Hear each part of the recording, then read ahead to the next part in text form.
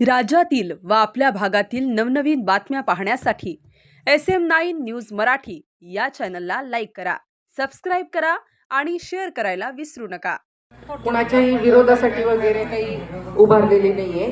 पक्षातील कार्यपद्धतीतील एक प्रामाणिकपणे एक प्रश्न मांडायला मी इथं उभा राहिली आहे। माझा पक्षाशी संबंध हा काही आजचा नाहीये, कारण मी स्वतः शहराध्यक्ष, तालुकाध्यक्ष, सोलापूर महिला चिटणीस या पदावर जबाबदारीने काम केलं। माझ्या घराचा पण संबंध, कुटुंबाचा संबंध भाजपशी खूप जुना आहे। माझे सासरे जवळजवळ राष्ट्रीय स्वयंसेवक संघाशी जोडले गेलेले होते, त्यामुळे तो प्रश्न हा घरातील आहे, बाहेरील कुणाचा सुद्धा प्रश्न नाही, आपल्याच कुटुंबातील घरातील हा प्रश्न आहे। तर आम्ही पदासाठी नाही, तर एक विचारधारेसाठी आणि संघटनेसाठी आणि कार्यकर्त्यांसाठी आम्ही काम केलं।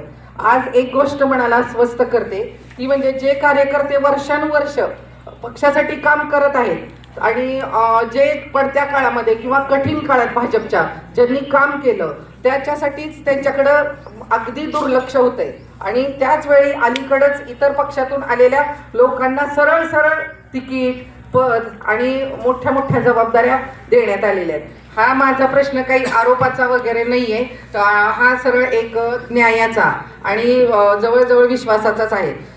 निष्ठेचं मोल काय ना, मग ह्या कार्यकर्त्यांनी जी निष्ठा ठेवली पक्षावर, तर ह्या निष्ठेचं मोलच काय? जुने कार्यकर्ते निर्णय प्रक्रियेत का बरं घेतले गेलेले नाहीये? तिथं पक्ष वाढवणाऱ्या कार्यकर्त्यांचा आवाज कुठे हरवतोय?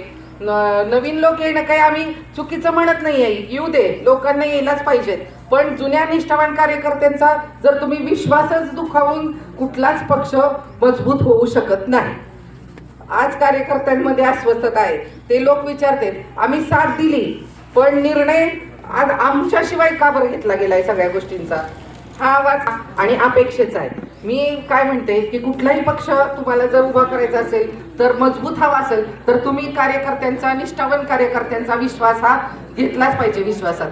मी तुम्हाला आता एकच इथं एक विनंती करते, निष्ठेला नेहमी किंमत द्यायला शिका, अनुभवाला मान द्या आणि शहर आणि जे काही गाव पातळीवरील जे कार्यकर्ते त्यांचा आवाज ऐकायला मात्र तुम्ही विसरू नका। त्यांचा आवाज हा तुम्ही ऐकूनच घ्या। धन्यवाद।